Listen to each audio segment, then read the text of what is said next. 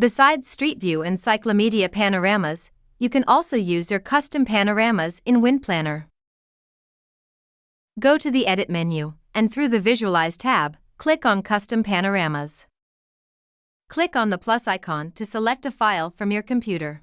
Keep in mind that panoramas should be a JPG and need to have a 2:1 aspect ratio, with a file size under 20 megabytes.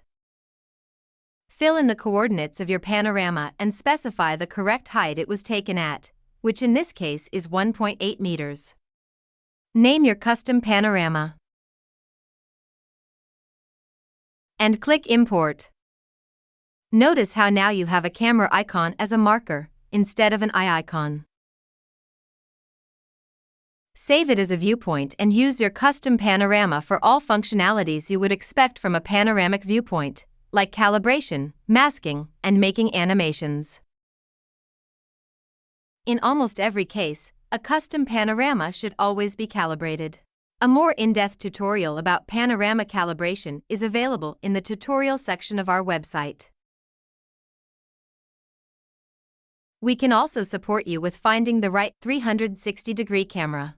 Today, making spherical photos is as easy as taking a normal photograph. And if your spherical photo contains georeferenced data, Windplanner can use this information to make sure your panorama will be uploaded to the precise location.